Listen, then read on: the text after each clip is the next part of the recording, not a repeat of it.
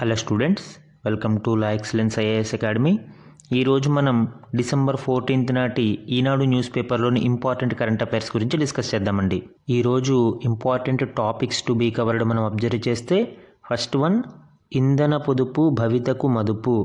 So energy conservation and energy security గురించి ఇక్కడ ఇవ్వడం జరుగుతుందండి. లీడ్ ఆర్టికల్ ఈరోజు ఇవ్వడం జరిగింది. సో మనకి science and technology and energy మేనేజ్మెంట్లో ఇది ఇంపార్టెంట్. సెకండ్ వన్ ఆహారం కంటే ఆరోగ్య సేవలకే అధిక ఖర్చు. సో మనకి పర్సనల్ ఎక్స్పెండిచర్కి సంబంధించి ప్రైవేట్ ఫైనల్ కన్జంప్షన్ ఎక్స్పెండిచర్ అంటారండి. సో ఈ ఎక్స్పెండిచర్లో మనకి ఆహారం కంటే ఆరోగ్య సేవలకి ఎక్కువ మొత్తంలో ఖర్చు చేస్తున్నారని తెలిసింది. మనకి నేషనల్ స్టాటిస్టిక్స్ అకౌంట్కి సంబంధించిన ఒక సర్వేలో ఇది మనకి ఎకానమీలో ఇంపార్టెంట్ అండి. థర్డ్ వన్ భారత్కు అత్యంత సానుకూల హోదా రద్దు చేసిన Switzerland. So most favoured nation అనే ఒక స్టేటస్ మనకి ఈ బైలాటరల్ ట్రేడ్స్ వాటిలో మనం చూడవచ్చండి. సో దీనిని ఎకానమీ పాయింట్ ఆఫ్ వ్యూలో మనకి ఎకానమీ అండ్ ఐఆర్లో కూడా మనకి ఇది important. And fourth one Gaganyaan rocket motor సిద్ధం. So S-200 especially human rated HS-200 మోటార్కి సంబంధించిన డీటెయిల్స్ మనకి ఇంపార్టెంట్. ఇది సైన్స్ అండ్ టెక్నాలజీలో ఇంపార్టెంట్. ఫిఫ్త్ వన్ 2047 నాటికి స్వర్ణాంధ్ర సాకారం. సో స్వర్ణాంధ్ర 2047 విజన్ డాక్యుమెంట్ని లాంచ్ చేయడం జరిగిందండి. ఇది మనకి ఏపీ కరెంట్ అఫైర్స్లో ఇంపార్టెంట్. అండ్ సిక్స్త్ వన్ 2030 నాటికి 20 గిగావాట్ల హరిత ఇంధనం ఉత్పత్తి. సో గ్రీన్ ఎనర్జీ ప్రొడక్షన్కి సంబంధించి టార్గెట్ అనేది తెలంగాణ గవర్నమెంట్ ఫిక్స్ చేసుకుంది. ఇది మనకి తెలంగాణ కరెంట్ అఫైర్స్లో ఇంపార్టెంట్ అండి. సో ఇవే కాకుండా అదర్ కరెంట్ అఫైర్స్ కూడా మనము ఈరోజు డిస్కస్ చేద్దాం. ఈరోజు మన ఫస్ట్ ఆర్టికల్ చూడండి, ఇంధన పొదుపు భవితకు మదుపు. సో ఎనర్జీని ఏ విధంగా మనము సెక్యూర్ చేసుకోవాలి, దానిని ఏ విధంగా పొదుపు చేసుకోవాలి అనేది ఇక్కడ మనకి డిస్కస్ చేయడం జరిగిందండి. ముఖ్యంగా గడిచిన దశాబ్ద కాలంలోనే మన యొక్క ఎనర్జీ కన్జంప్షన్ ఏ విధంగా రెట్టింపు అయింది అండ్ దాని వలన వచ్చే సమస్యలు, దీని గురించి ఇక్కడ ఇవ్వడం జరిగింది. ముఖ్యంగా ఇక్కడ చూడండి, గడిచిన దశాబ్ద కాలంలోనే భారతదేశంలోని వార్షిక ఇంధన వినియోగం 33.3 కోట్ల టన్నుల నుంచి ఏకంగా 77.1 టన్నులకు ఎగబాకింది. అయితే ఇక్కడ మనం అబ్జర్వ్ చేయవలసిన విషయం ఏంటి అంటే, ఇందులో ఈ ఎనర్జీ కన్జంప్షన్లో మనం ఎక్కువగా శిలాజ ఇంధనాల మీద ఆధారపడుతున్నాం. అయితే ఈ శిలాజ ఇంధనాలైన బొగ్గు, పెట్రోల్, డీజిల్ వంటివి వాటి వల్ల కాలుష్యం తీవ్ర స్థాయిలో సంభవిస్తుంది. ఇది పర్యావరణానికి, ప్రజారోగ్యానికి కూడా పెను ప్రమాదం అవుతుంది. కాబట్టి మనము శిలాజ ఇంధనాల యొక్క వాడకాన్ని క్రమంగా తగ్గించుకుంటూనే పెరుగుతున్న ఎనర్జీ డిమాండ్ని దానికి తగ్గట్టు మనము ఇంధన ఉత్పత్తిని పెంచుకోవాల్సిన అవసరం ఉంది. ఆన్ ద అదర్ హ్యాండ్ మనము వివిధ రంగాలలో అత్యంత సమర్థమైన వస్తువులను, వాహనాలను వినియోగించడము, అత్యాధునిక సాంకేతికతలను అనుసరించడం వలన 20-30% మేర ఇంధన వాడకాన్ని తగ్గించుకునే అవకాశం ఉందండి. అంటే ఇంధనాన్ని పొదుపు చేసుకునే అవకాశం ఉంది. సో దీనికోసం కేంద్రం ఆల్రెడీ మనకి ప్రత్యేకంగా ఇంధన పొదుపు చట్టాన్ని అమలు చేస్తుంది. సో ఈ ఎనర్జీ కన్జర్వేషన్ యాక్ట్ 2001కి సంబంధించిన ఇంపార్టెంట్ ప్రొవిజన్స్ మనం అబ్జర్వ్ చేస్తే, ఫస్ట్ వన్ చూడండి, empowers the centre to specify norms and standards of energy efficiency. So energy ఎఫిషియన్సీకి సంబంధించి ఇంపార్టెంట్ నార్మ్స్ కావచ్చు, స్టాండర్డ్స్ కావచ్చు, దానిని సెంటర్కి అధికారం కల్పించడం జరిగిందండి, ఎలాగ ఫిక్స్ చేయాలి అనేది. And the act established the bureau of energy efficiency. So bureau of energy efficiency అనే ఒక సంస్థని ఈ చట్టం దానిని ఏర్పాటు చేయడానికి అవకాశం కల్పించింది. And the government can issue energy saving certificates. So ఈ ఎనర్జీ సేవింగ్ సర్టిఫికేట్స్ ఎలా ఉపయోగపడతాయండి, మనకి ఒక స్కీమ్ ఉంది, ప్యాట్ స్కీమ్ అని పిలుస్తారు, PAT. సో ఈ PAT స్కీమ్లో మనము పెర్ఫార్మ్, అచీవ్ అండ్ ట్రేడ్, ఏదైతే మనము ఒక స్టాండర్డ్ అనేది సెట్ చేసుకున్నామో దానికంటే తక్కువ మొత్తంలో ఎనర్జీని మనం ఉపయోగించుకుంటే ఆ మిగిలిన దానిని సేవింగ్స్ అంటాం. సో ఆ ఎనర్జీ సేవింగ్స్కి సర్టిఫికేట్స్ ఇస్తాం, దానిని అచీవ్ అంటారు. సో ఆ అచీవ్ చేసిన సర్టిఫికేట్స్ని మనము మార్కెట్లో ట్రేడ్ చేసుకునే అవకాశం ఉంటుంది. దీనిని ప్యాట్ స్కీమ్ అని పిలుస్తారు. సో ఈ విధంగా government can issue energy saving certificates. And consumers who utilises excess energy will be penalised. So ఎవరైతే ఎనర్జీ సేవ్ చేశారో వాళ్ళకి అప్రిషియేషన్గా ఎనర్జీ సేవింగ్ సర్టిఫికేట్స్ ఇస్తున్నారు. అలాగే ఎవరైతే ఎక్కువ ఉపయోగించారో వాళ్ళకి పెనలైజేషన్, వాళ్ళకి పెనాల్టీస్ కూడా పడే అవకాశం ఉంటుంది. సో ఇది important provisions in electricity conservation act 2001. అలానే long term strategies for energy కన్జర్వేషన్ని మనం అబ్జర్వ్ చేస్తే ఎనర్జీ ఎఫిషియంట్ అప్లయన్సెస్ని ఉపయోగించాలి, అంటే ఎనర్జీ ఈ ఇంధన సామర్థ్యాన్ని పొదుపుగా ఉపయోగించుకునే అప్లయన్సెస్ని మాత్రమే వాడాలి. స్టార్ రేటింగ్ని కేటాయిస్తూ ఉంటాం అలాంటి వాటికి. స్మార్ట్ హోమ్ టెక్నాలజీ అంటే సెన్సార్స్ లాంటివి ఉపయోగిస్తే ఏం జరుగుతుందండి, మనము ఇంట్లో మనకి అవసరం ఉన్నప్పుడు అవి ఆటోమేటిక్గా వెలుగుతాయి, ఆగిపోతాయి, లేదా ఫ్యాన్స్ కానీ లైట్స్ కానీ ఇట్లాంటివి స్మార్ట్ హోమ్ టెక్నాలజీని ఉపయోగించుకోవచ్చు. రెన్యూవబుల్ ఎనర్జీ సోర్సెస్, మనము ఈ పునరుత్పాదక శక్తి వనరుల మీద ఎక్కువగా డిపెండ్ అవ్వడం వలన ఈ శిలాజ ఇంధనాలు దానికి సంబంధించిన కాలుష్యాన్ని తగ్గించడానికి అవకాశం ఉంటుంది. And insulation and weatherization, so insulation and weatherization వలన మనకి సీజన్స్కి తగ్గట్టు ఎక్కువ ఎనర్జీ అనేది కన్జ్యూమ్ అవ్వకుండా మనకి ఎనర్జీ మేనేజ్మెంట్ అనేది ఈజీగా అప్లై అవుతుంది. And third one transportation alternatives, అంటే మనము ఈ రవాణా రంగంలో ఆల్టర్నేటివ్స్ ముఖ్యంగా గ్రీన్ ఎనర్జీని ఉపయోగించడం వలన ఈ కాలుష్యాన్ని శిలాజ ఇంధనాల వాడకాన్ని తగ్గించవచ్చు. And sixth one behavioural changes, అంటే మన బిహేవియర్ అనేది చేంజ్ అయితే అందులో కూడా మనము ఎక్కువ మొత్తంలో ఎనర్జీని ఇంధనాన్ని పొదుపు చేయగలిగే అవకాశం ఉంటుంది. సో ఇవి లాంగ్ టర్మ్ స్ట్రాటజీస్గా మనం చెప్పుకోవచ్చండి.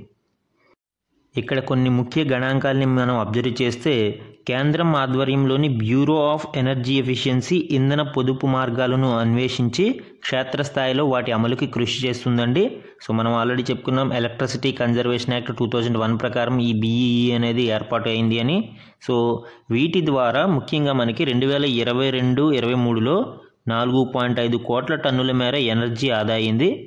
దీని విలువ సుమారు 2 లక్షల కోట్లుగా అంచనా అండి. అలానే మరోవైపు దీనివలన 30.7 కోట్ల టన్నుల కర్బన ఉద్గారాలని వాతావరణంలోకి విడుదల కాకుండా మనము అడ్డుకోగలిగాము. సో ఈ విధంగా ఎనర్జీని కన్జర్వ్ చేయడం వలన అటు మనకి ఆదాయపరంగాను పొదుపు మిగులుతుంది, ఇటు పర్యావరణానికి పరిరక్షణ జరుగుతుంది. ఈ ఎనర్జీ కన్జర్వేషన్కి అనేక మార్గాలు ఉన్నాయండి. ముఖ్యంగా పరిశ్రమలలో IE3 అండ్ BEE సూచించిన 5 స్టార్ మోటార్స్ని ఉపయోగించడము, ప్యాట్ స్కీమ్ని సరిగా ఉపయోగించుకోవడము, అలానే ఈ గ్రీన్ హైడ్రోజన్ వంటి వాహనాలను వినియోగించుకోవడానికి ప్రణాళికలను రూపొందించడము, ఇళ్లలో కూడా BEE 5 స్టార్ అప్లయన్సెస్ని ఉపయోగించడము, అలానే ముఖ్యంగా PM సూర్యఘర్ ముఫ్త్ బిజిలీ యోజన లాంటి పథకాలని ఉపయోగించుకుని మనము ఈ ఫ్రీ కరెంట్ని పొందడం ద్వారా రెన్యూవబుల్ ఎనర్జీని ప్రోత్సహించడం లాంటి స్కీమ్స్కి మనము అడాప్ట్ అవ్వగలిగితే సో ఈ ఎనర్జీ కన్జర్వేషన్ అనేది మనము ఎక్కువ మొత్తంలో దానిని ఆదా చేయడానికి పొదుపు చేయడానికి అవకాశం ఉంటుంది. ముఖ్యంగా వ్యవసాయ రంగంలో కూడా మనము సేద్యానికి ఈ కన్జర్వేషన్ ఆఫ్ ఎనర్జీని ఉపయోగించుకోవాల్సిన అవసరం ఉంది. తక్కువ మొత్తంలో ఎనర్జీని మనము సేద్యానికి ఉపయోగించడం వలన ఈ ఎనర్జీని పొదుపు చేయడానికి అవకాశం ఉంటుంది. దీనికోసం మనము బిందు సేద్యము, తుంపర సేద్యము లాంటి విధానాల మీదకి మనము ఎక్కువగా ఫోకస్ చేయాల్సిన అవసరం ఉంటుంది. అదేవిధంగా డీడీజిలైజేషన్ ఆఫ్ పంప్స్, అగ్రికల్చర్ పంప్స్ని, సో PM కుసుమ్ స్కీమ్ అనేది మనం నిన్న చెప్పుకున్నాము. సో ఈ PM కుసుమ్ స్కీమ్ని కూడా మనము సమర్థవంతంగా ఉపయోగించుకుని శిలాజ ఇంధనాల వాడకాన్ని అగ్రికల్చర్ పంప్స్కి తగ్గిస్తే దీని వలన మనకి ఎనర్జీ ఎఫిషియన్సీ అనేది పెరుగుతుంది, అలానే ఇంధనం అనేది పొదుపు చేయగలుగుతామండి. అలానే ఈ ఎనర్జీ కన్జర్వేషన్ యాక్ట్ 2001 ప్రకారం ఎస్టాబ్లిష్ చేయబడిన బ్యూరో ఆఫ్ ఎనర్జీ ఎఫిషియన్సీ గురించి మనం ఇక్కడ చూస్తే దీనిని చూడండి, BEE bureau of energy efficiency అని పిలుస్తారు. ఇది మార్చి 1, 2002 నుంచి స్టార్ట్ అయిందండి. దీనిని మనము ఎనర్జీ కన్జర్వేషన్ యాక్ట్ 2001 ప్రకారం దీనిని స్థాపించడం జరిగింది. అంటే ఇది స్టాట్యూటరీ బాడీ, అంటే ఒక చట్టబద్ధ సంస్థగా మనం చెప్పుకోవచ్చండి. దీని యొక్క పర్పస్ ఏంటో చూస్తే development of policies and strategies with an emphasis on self regulation and marketing principles under the energy conservation act 2001. అంటే ఎనర్జీ కన్జర్వేషన్ యాక్ట్ ప్రకారం సో ఈ ఇంధన సంరక్షణ చట్టం ప్రకారం మనము ఏ విధమైన పాలసీస్ని డెవలప్ చేసుకోవాలి అన్నా, స్ట్రాటజీస్ని డెవలప్ చేసుకోవాలన్నా మనము ఈ BEE ఆధారంగా మనము దానిని ఇంప్లిమెంట్ చేస్తామండి. మేజర్గా మనం ఇక్కడ అబ్జర్వ్ చేయాల్సిన పాయింట్స్ ఏంటి, దీనిని మినిస్ట్రీ ఆఫ్ పవర్ కింద ఇది వర్క్ చేస్తూ ఉంటుంది. BEE అనేది ఒక స్టాట్యూటరీ బాడీ. గృహోపకరణాలకు మరియు ఇతర వస్తువులకు కూడా ఇది స్టార్ రేటింగ్ ఇస్తుందండి ఎనర్జీ ఎఫిషియన్సీని బట్టి. ఆ స్టార్ రేటింగ్ ఎక్కువ ఉంటే అది ఎక్కువ ఎనర్జీని కన్జర్వ్ చేస్తుంది, అంటే ఇంటెన్సిటీ ఆఫ్ ఎనర్జీ తగ్గుతుంది, తక్కువ మొత్తంలో అది ఎనర్జీని తీసుకుంటుంది, ఎనర్జీని పొదుపు చేస్తుంది ఎక్కువ స్టార్ రేటింగ్ ఉంటే అనేది మనం అర్థం చేసుకోవచ్చు. ఇక్కడ ఒక ఎగ్జాంపుల్ చూడండి, ఇక్కడ స్టార్ రేటింగ్ ఎంత ఉందండి, 4 స్టార్ అనేది ఇవ్వడం జరిగింది. అలానే ఎనర్జీ ఎఫిషియన్సీ నెంబర్ చూస్తే ఇక్కడ 2.90, అంటే ఎనర్జీ ఎఫిషియన్సీ రేషియో ఎంత ఎక్కువ ఉంటే అంత ఎఫిషియన్సీ అనేది బాగుంటుంది మనకి. అలానే ఈ బిఈఈ లోగో అనేది ఉంటుంది. ఈ విధంగా స్టార్ రేటింగ్ అనేది మనకి ఒక ఎనర్జీ ఎఫిషియన్సీని తెలియజేస్తూ ఉంటుందండి. ఆ ప్రోడక్ట్ యొక్క ఎనర్జీ ఎఫిషియన్సీని ఇది తెలియజేస్తూ ఉంటుంది. మన నెక్స్ట్ ఆర్టికల్ చూడండి, ఆహారం కంటే ఆరోగ్య సేవలకే అధిక ఖర్చు. సో గత 10 ఏళ్లలో ప్రజల వ్యయాల్లో వచ్చిన మార్పుని గురించి ఇది తెలియజేస్తూ ఉంటుందండి. ఇది నేషనల్ అకౌంట్ స్టాటిస్టిక్స్ 2024 గణాంకాల ప్రకారం మనకి ఈ ట్రెండ్స్ ఏ విధంగా ఉన్నాయనేది ఇక్కడ అబ్జర్వ్ చేయవచ్చు. గడిచిన దశాబ్ద కాలంలో మనం అబ్జర్వ్ చేస్తే ముఖ్యంగా 2012-13 ఆర్థిక సంవత్సరం నుంచి 2022-23 ఆర్థిక సంవత్సరం వరకు మనము గణాంకాలని పరిశీలిస్తే ఆహారము, దుస్తులు, ఇంటి కోసం వెచ్చిస్తున్న దానికి మించి ముఖ్యంగా ఆరోగ్య సంరక్షణ, విద్య, రవాణా, మొబైల్ సేవల కోసం వెచ్చించడం పెరిగింది అని మనకి ఈ ట్రెండ్స్ని బట్టి అర్థమవుతుంది. సో ఈ ట్రెండ్స్ని బట్టి చూస్తే సేవల రంగ వాటా దేశ ఆర్థిక వ్యవస్థలో గణనీయంగా పెరుగుతుంది అండి. ప్రైవేటు తుది వినియోగ వ్యయం అంటే ప్రైవేట్ ఫైనల్ కన్జంప్షన్ ఎక్స్పెండిచర్లో నిత్యావసర వాటాలు క్షీణించగా, అంటే నిత్యావసర వస్తువుల యొక్క వాటాలు క్షీణించగా ఆరోగ్య సంరక్షణ సేవలు, విద్యాలయాలకు చెల్లిస్తున్న మొత్తం పెరిగింది. ఇందులో మనం అబ్జర్వ్ చేస్తే ఆరోగ్యం కోసం చెల్లింపులు 8.2% పెరగగా విద్యపై 7.5% వరకు వృద్ధి నమోదైంది. అలానే ఓవరాల్ యావరేజ్ అబ్జర్వ్ చేస్తే గత దశాబ్ద కాలంలో ఇది మనకి 6% పెరగడం మనం ఇక్కడ అబ్జర్వ్ చేయవచ్చండి. అలానే మనము సెక్టార్స్ వైజ్ ఇక్కడ డేటాని అబ్జర్వ్ చేస్తే ప్రైవేట్ ఫైనల్ కన్జంప్షన్ ఎక్స్పెండిచర్ వార్షిక సమ్మిళిత వృద్ధి రేటు ఆరోగ్యం మీద 8.2%, రవాణా మీద 8.2%, కమ్యూనికేషన్ మీద 7.8%, విద్య మీద 7.5%, ఇతర వస్తువులు సేవల మీద 7.5%, ఫర్నిషింగ్, గృహ ఉపకరణాలు, ఇంటి నిర్వహణ వంటి వాటి మీద 7.1%, రెస్టారెంట్స్, హోటల్స్ లాంటి మీద మనకి 5.5% ఎక్స్పెండిచర్, ఆహారము, ఆల్కహాల్, ఇతర పానీయాలు అంటే నాన్ ఆల్కహాలిక్ డ్రింక్స్ మీద మనకి ఇక్కడ 5.2%, వినోదము, సంస్కృతి మీద 5.2%, దుస్తులు, పాదరక్షలు మీద 3.6%, హౌసింగ్, వాటర్, విద్యుత్, గ్యాస్, ఇతర ఇంధనాల మీద 3.6%, ఆల్కహాలిక్ డ్రింక్స్ మీద, పొగాకు, మత్తు పదార్థాలు, వీటి మీద 2.4% కన్జంప్షన్ అనేది మనకి ఇక్కడ అబ్జర్వ్ చేయవచ్చండి. అయితే ఇక్కడ we should notice one interesting thing ఏంటి అంటే నిత్యావసరాల మీద గత దశాబ్ద కాలంలో ఖర్చు అనేది తగ్గడం మనం ఇక్కడ చూడవచ్చండి. లైక్ ఆహారం మీద లాస్ట్ డెకేడ్లో 30.5% ఉంటే ఇప్పుడు 28.2%కి అది తగ్గింది. పానీయాల మీద 2.5% ఉండేది, ఇప్పుడు 1.7%కి తగ్గింది. దుస్తులు, పాదరక్షల మీద 6.1 ఉంటే 4.8%కి తగ్గింది. ఇంటి కోసం లాస్ట్ డెకేడ్లో 16.4 వృద్ధి ఉంటే ఇప్పుడు 13% వృద్ధి మాత్రమే మనం ఇక్కడ చూడవచ్చు. సో క్షీణత అనేది మనం ఇక్కడ అబ్జర్వ్ చేయవచ్చు. అంటే ఓవరాల్గా ఇక్కడ మనము ఏం అబ్జర్వ్ చేస్తున్నామండి ఈ గణాంకాలని బట్టి అంటే ఆరోగ్యము, రవాణా, కమ్యూనికేషన్ లాంటి వాటి మీద మనకి వృద్ధి పెరుగుతూ ఉంటే నిత్యావసరాల మీద మాత్రం ఈ కన్జంప్షన్ అనేది తగ్గుతూ వస్తుంది అని ఇక్కడ మనము ఈ ట్రెండ్ని అబ్జర్వ్ చేయవచ్చండి. మన నెక్స్ట్ ఆర్టికల్ చూడండి, భారత్కు అత్యంత సానుకూల హోదా రద్దు చేసిన Switzerland. So most favoured nation status అని పిలుస్తామండి. ఇది వరల్డ్ ట్రేడ్ ఆర్గనైజేషన్ యొక్క ఒక క్లాస్గా చెప్పుకోవచ్చు. దీనిని మనము మోస్ట్ ఫేవర్డ్ నేషన్ అంటే ఏమనుకుంటాం జనరల్గా ఒక ప్రత్యేకమైన స్పెషల్ ట్రీట్మెంట్ అంటే ఎక్స్పోర్ట్స్లో కావచ్చు, ట్రేడ్లో కావచ్చు, ఒక కంట్రీ వేరే కంట్రీకి స్పెషల్ ట్రీట్మెంట్ ఏమైనా ఇస్తుందేమో అని అనుకుంటాం మోస్ట్ ఫేవర్డ్ నేషన్ అంటే. రాంగ్ అండి. యాక్చువల్గా మోస్ట్ ఫేవర్డ్ నేషన్ అంటే దాని యొక్క ఉద్దేశం ఏంటంటే non discrimination. So non discrimination అనేదే ఇక్కడ మోస్ట్ ఫేవర్డ్ నేషన్ యొక్క ముఖ్య ఉద్దేశం. అంటే ఫర్ ఎగ్జాంపుల్ చూడండి, ఏదైనా ఒక కంట్రీకి ఒక దేశం తక్కువ మొత్తంలో ఈ ట్రేడ్ ఎక్స్పోర్ట్స్లో రాయితీలు అవి కల్పించింది అనుకోండి, వాటికి సుంకాలు అవి తగ్గించింది అనుకోండి, ట్యాక్స్ బ్యారియర్స్ అవి తీసేస్తే మిగిలిన WTO మెంబర్స్కి కూడా MFN స్టేటస్ ఉన్న అన్నిటికీ కూడా ఆ సుంకాలు తగ్గింపు అనేది వర్తింపచేయాలి. అంటే ఆ ట్రేడ్ బ్యారియర్స్ని తగ్గించాలి అనేది మోస్ట్ ఫేవర్డ్ నేషన్ యొక్క క్లాజ్. ఒకవేళ ఈ క్లాజ్ లేకపోయింది అనుకోండి, వీ కెన్ డిస్క్రిమినేట్, అంటే WTO మెంబర్స్ని కూడా డిస్క్రిమినేట్ చేసే అవకాశం ఉంటుంది. దానినే మోస్ట్ ఫేవర్డ్ నేషన్ క్లాజ్ అని పిలుస్తామండి. ఇప్పుడు అలాంటి ఒక క్లాజ్కి భారతదేశాన్ని స్విట్జర్లాండ్ రద్దు చేసింది. అంటే స్విట్జర్లాండ్ ఇప్పుడు ఏం చేయొచ్చు, మిగిలిన దేశాలతో పోలిస్తే భారతదేశం మీద ఎక్కువ ఎగుమతి సుంకాలను విధించవచ్చు. అప్పుడు ఏం జరుగుతుంది, ట్రేడ్ అనేది భారతదేశం నష్టపోతూ ఉంటుంది.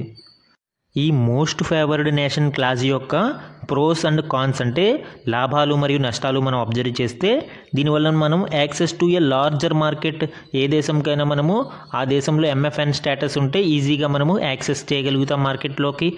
And lower cost of exports అంటే ఎగుమతులు అనేవి తక్కువ కాస్ట్లో మనము ఎగుమతులు చేయగలుగుతాం. దీనివల్ల ఏం జరుగుతుందండి, విదేశీ మార్కెట్లలో భారతీయ వస్తువులకి గిరాకీ పెరుగుతుంది.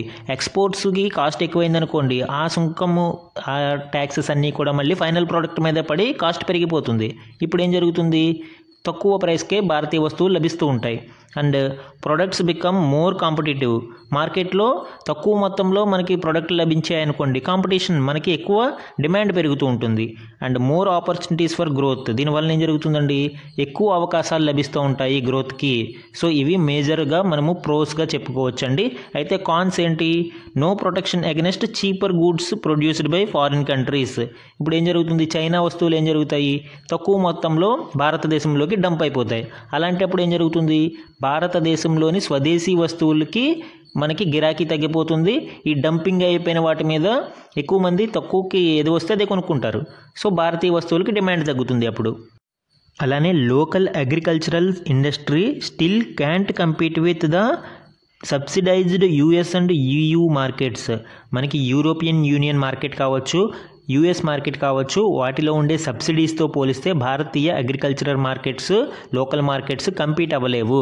సో ఇలాంటివి మనకి డంప్ చేసి దిగుమతి చేసుకోవాల్సి వస్తే మోస్ట్ ఫేవర్డ్ నేషన్ క్లాజ్ వలన తక్కువ మొత్తంలో సుంకాలు విధించాల్సి వస్తుంది. అప్పుడు తక్కువ రేట్లకే భారతీయ మార్కెట్లోకి అవి లభిస్తూ ఉంటాయి. దీనివల్ల లోకల్ మార్కెట్స్ అనేవి నష్టపోతూ ఉంటాయండి. ఈ విధంగా MFN స్టేటస్ వల్ల అటు లాభాలు ఉంటాయి మరియు నష్టాలు ఉంటాయండి. ఇక్కడ స్విట్జర్లాండ్ కంటెక్స్ట్ చూస్తే, భారత్కు ఇచ్చిన అత్యంత సానుకూల దేశ హోదాను స్విట్జర్లాండ్ ప్రభుత్వం రద్దు చేసింది. భారత్ స్విట్జర్లాండ్ మధ్య కుదిరిన ద్వంద్వ పన్ను నివారణ ఒప్పందం DTAA డబుల్ ట్యాక్స్ అవాయిడెన్స్ యాక్ట్లో భాగంగా ఈ హోదా ఇచ్చిందండి. అయితే మనకి 2021లో నెస్లే కేసులో ఢిల్లీ హైకోర్టు ఆ కంపెనీకి సానుకూలంగా ఒక తీర్పునిచ్చింది. DTAAలోని MFN క్లాజ్ని పరిగణలోకి తీసుకుని పన్ను రేట్లు వర్తిస్తాయి అని హైకోర్టు తేల్చిందండి. అయితే 2023 అక్టోబర్ 19న ఇదే కేసులో సుప్రీంకోర్టుని అప్రోచ్ అయితే, సుప్రీంకోర్టు ఏం చెప్పింది, ఆ తీర్పుని మార్చి ఆదాయ పన్ను చట్టం సెక్షన్ 90 ప్రకారం నోటిఫికేషన్ లేకుండా MFN క్లాజ్ అనేది నేరుగా అమలు చేయలేము. అంటే ముందుగా ఆ నోటిఫికేషన్ ఉంటేనే తప్ప MFN అంటే మోస్ట్ ఫేవర్డ్ నేషన్ క్లాజ్ అనేది వర్తించదు. కాబట్టి పన్ను రేట్లు అనేవి తగ్గించబడవు అని సుప్రీంకోర్టు ఆ తీర్పుని మార్చింది. సో ఈ నేపథ్యంలో స్విట్జర్లాండ్ తాజా నిర్ణయం తీసుకుంది. సో దీనివల్ల ఇండియన్ కంపెనీల మీద ప్రభావం ఏ విధంగా ఉంటుందండి, తాజా పరిణామం నేపథ్యంలో భారత్లో స్విస్ పెట్టుబడులపై ప్రభావం పడడంతో పాటు ఆ దేశంలో కార్యకలాపాలు నిర్వహిస్తున్న భారతీయ కంపెనీలపై అధిక పన్ను భారం అనేది పడే అవకాశం ఉంది. అలానే 2025 జనవరి 1 నుంచి ఆ దేశంలో భారతీయ కంపెనీలు ఆర్జించే డివిడెండ్ల మీద కూడా 10% పన్ను విధిస్తారు. సో దీనివల్ల ఏం జరుగుతుంది, కంపెనీలకి ఎక్కువ నష్టం చేకూరే అవకాశం ఉంది. మన నెక్స్ట్ ఆర్టికల్ చూడండి, గగన్యాన్ రాకెట్ మోటార్ సిద్ధం. సో గగన్యాన్కి సంబంధించి దానికి అవసరమైన రాకెట్ మోటార్ని సిద్ధం చేయడం జరిగిందండి. భారత తొలి మానవ సహిత అంతరిక్ష యాత్ర గగన్యాన్ కోసం వేగంగా అడుగులు పడుతున్నాయి. ఈ ప్రాజెక్టులో ఉపయోగించే రాకెట్ తొలి ఘన మోటార్ సిద్ధమైంది. తాజాగా దీన్ని ఉత్పత్తి కేంద్రం నుంచి ప్రయోగ కాంప్లెక్స్కు తరలించినట్లు భారత అంతరిక్ష పరిశోధనా సంస్థ ఇస్రో తెలిపిందండి.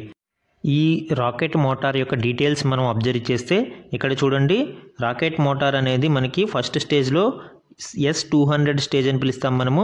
ఈ స్టేజ్లో బూస్టర్స్ లాగా మనకి ఉపయోగపడుతుంది. అండ్ సెకండ్ స్టేజ్లో లిక్విడ్ L110 వికాస్ ఇంజిన్ని ఉపయోగిస్తాము. అండ్ థర్డ్ స్టేజ్లో C25 మనకి ఇది క్రయోజెనిక్ స్టేజ్గా మనము ఇక్కడ ఉపయోగించడం జరుగుతుందండి. సో మనకి ఈ S200 ముఖ్యంగా హ్యూమన్ రేటెడ్ S200ని HS200 అని పిలుస్తాము. ఇది మనకి మానవ సహిత అంతరిక్ష యాత్రలకి ఉపయోగపడుతుంది. ఇక్కడ డీటెయిల్స్ మనం అబ్జర్వ్ చేయండి. ఈ జిఎస్ఎల్వి MK3 రాకెట్ ఏదైతే మనం ఉపయోగిస్తామో మానవ సహిత అంతరిక్ష యాత్ర అయిన గగన్యాన్ మిషన్కి, అందులో మనకి 2 HS-200 బూస్టర్స్ కలిగి ఉంటాయండి. సో ఈ HS-200 రాకెట్ మోటార్ అనేది సిద్ధమైంది కాబట్టి ఇక్కడ మనం ఈ కంటెక్స్ట్లో దీని గురించి చూడాల్సిన అవసరం ఉంది.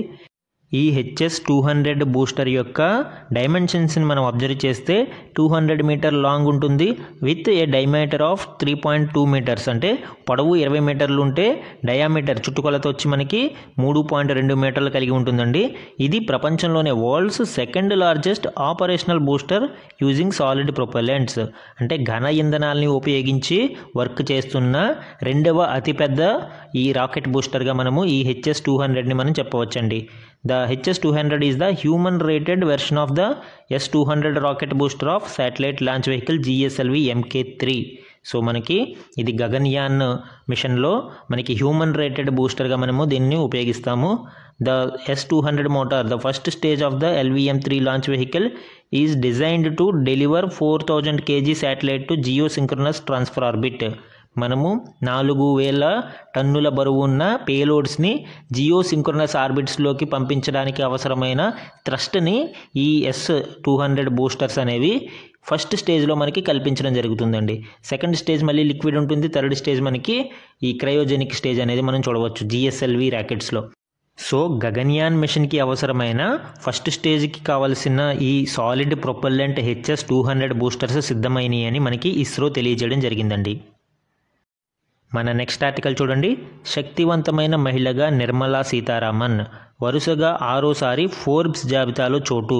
సో ఫోర్బ్స్ జాబితాలోని మోస్ట్ పవర్ఫుల్ ఉమెన్ లిస్ట్లో భారతదేశానికి చెందిన మహిళలు కూడా ఉండడం జరిగింది.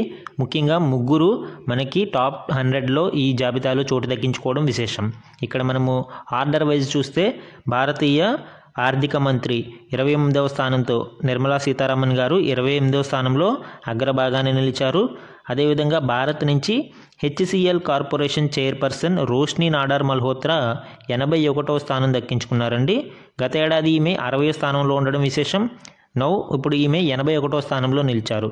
అలానే బయోకాన్ వ్యవస్థాపకురాలు కిరణ్ మజుందార్ షా కూడా తాజా జాబితాలో 82వ స్థానంలో నిలిచారు. సో ఈ విధంగా ముగ్గురు భారతీయ మహిళలు టాప్ 100లో ఉండడం విశేషం.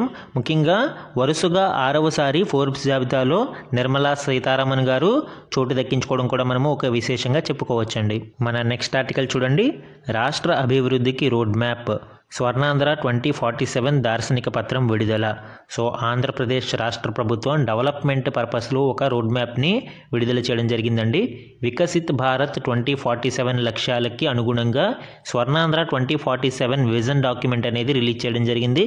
దీంట్లో మనకి ఇంపార్టెంట్ గణాంకాలు పాయింట్స్ ఇక్కడ అబ్జర్వ్ చేస్తే, వచ్చే 5 ఏళ్లలో పేదరికం లేని సమాజం కోసం కృషి చేయాలి అని, 2047 నాటికి 100% అక్షరాస్యత సాధించాలి అని, తలసరి ఆదాయం ప్రస్తుతం $3,200 ఉంటే దానిని $42,000 పెంచాలి అని, రాష్ట్ర ఆర్థిక వ్యవస్థను 2047 నాటికి $2.4 ట్రిలియన్ వృద్ధి చేయడము, అలానే రాష్ట్ర ప్రజల సగటు ఆయు ప్రమాణాన్ని అంటే లైఫ్ ఎక్స్పెక్టెన్సీని 85 ఏళ్లకు పెంచడము, నియోజకవర్గానికి ఒక పారిశ్రామిక పార్కుని, ప్రతి కుటుంబంలో ఒక ఎంటర్ప్రెన్యూర్, ప్రజలు ప్రభుత్వము ప్రైవేటు భాగస్వామ్యంతో రాష్ట్ర సుస్థిరాభివృద్ధి అంటే సస్టైనబుల్ డెవలప్మెంట్ కోసం కృషి చేయాలి అని ఈ విజన్ డాక్యుమెంట్ యొక్క మేజర్గా మనము చూడవచ్చండి. ఈ స్వర్ణాంధ్ర 2047 యొక్క సాధనకు 10 సూత్రాలని మనం ఇక్కడ అబ్జర్వ్ చేస్తే, పేదరికం లేని సమాజం అనేది మనకి మొదటి సూత్రం అండి. అలానే ఉపాధి ఉద్యోగ కల్పన అనేది 2వ సూత్రము, నైపుణ్యము మరియు మానవ వనరుల అభివృద్ధి అనేది 3వ సూత్రము, నీటి భద్రత అనేది మనకి 4వ సూత్రము, సాగులో అధునాతన సాంకేతికత ముఖ్యంగా మెకనైజేషన్ ఆఫ్ ఫార్మింగ్ అనేది మనకి చాలా ఇంపార్టెంట్. దానిలో మనకి ఇది 5వ సూత్రంగా చెప్పుకోవచ్చు. ప్రపంచ స్థాయి అత్యుత్తమ లాజిస్టిక్స్, ముఖ్యంగా లాజిస్టిక్స్ అనేవి మనకి చాలా కాస్ట్లీగా మారుతున్నాయండి కంపేర్ టు US, చైనా లాంటి మార్కెట్స్తో కంపేర్ చేస్తే. సో దానిని తగ్గించాలి, లాజిస్టిక్స్ని మనము అందరికీ అందుబాటులోకి తీసుకురావాలి అనేది ప్రపంచ స్థాయి అత్యుత్తమ లాజిస్టిక్స్ని రాష్ట్రంలో ప్రవేశపెట్టాలి. అలానే వ్యయ నియంత్రణ, ఇంధన వనరుల వినియోగం అనేది 7వ సూత్రంగా మనం చెప్పుకోవాలి. నాణ్యమైన ఉత్పత్తుల్ని మనము 8వ సూత్రంగా చెప్పొచ్చు. స్వచ్ఛాంధ్ర అనేది 9వ సూత్రము. అన్ని రంగాలలో విస్తృత సాంకేతికత అంటే డీప్ టెక్నాలజీని ఉపయోగించుకుని మనము అది ముందుకు వెళ్ళాలి అని ఈ 10 సూత్రాలు స్వర్ణాంధ్ర సాధనకి 10 సూత్రాలుగా చెప్పడం జరిగిందండి. అలానే స్వర్ణాంధ్ర 2047 యొక్క ప్రధాన లక్ష్యాల్ని మనం ఇక్కడ అబ్జర్వ్ చేస్తే ప్రస్తుతం జనాభా 2024లో 5.30 కోట్లుగా ఉంటే దానిని 2047 నాటికి 5.80 కోట్లుగా పరిమితం చేయాలి. ఎక్కువ జనాభా వృద్ధి అనేది కూడా మనకి నష్టం కలిగిస్తూ ఉంటుంది. అలానే అక్షరాస్యత అనేది 72% ఉంటే ప్రస్తుతం దానిని 100%కి తీసుకురావాలి.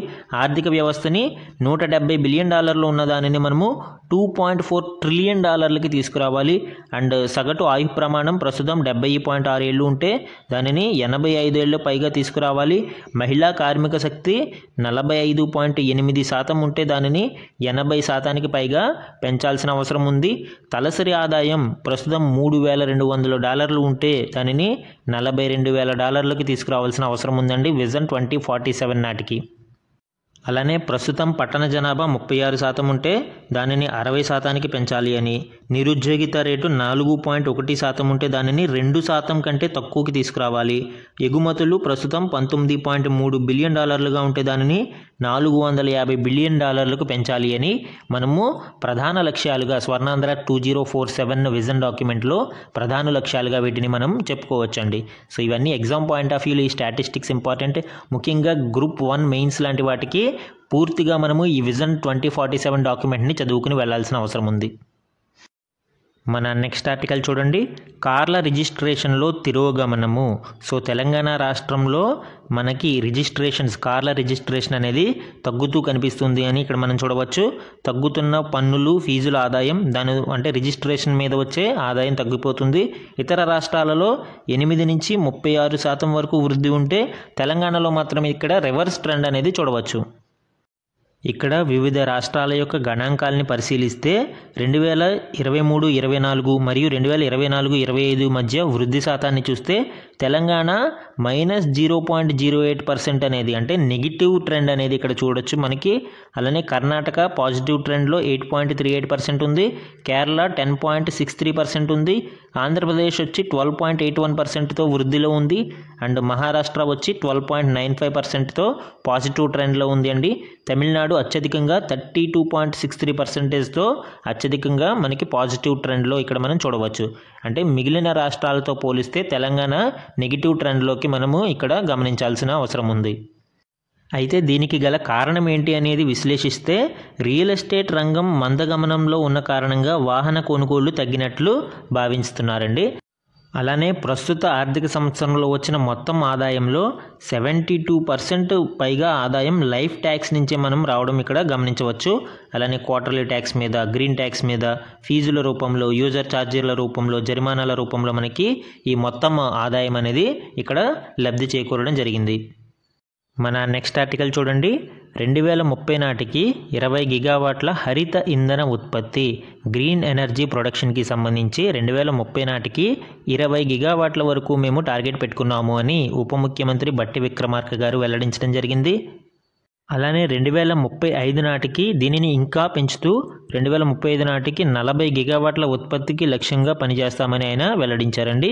ఈ సందర్భంగా ఆయన మాట్లాడుతూ ఎనర్జీ కన్జర్వేషన్ బిల్డింగ్ కోడ్ అమల్లో దేశంలోనే తెలంగాణ తొలి స్థానంలో ఉందని, దీనితో మనకి 879 వాణిజ్య భవనాల ద్వారా సుమారు 392 మిలియన్ యూనిట్ల ఎలక్ట్రిసిటీ అనేది ఆదా జరిగింది అని ఆయన వెల్లడించారండి.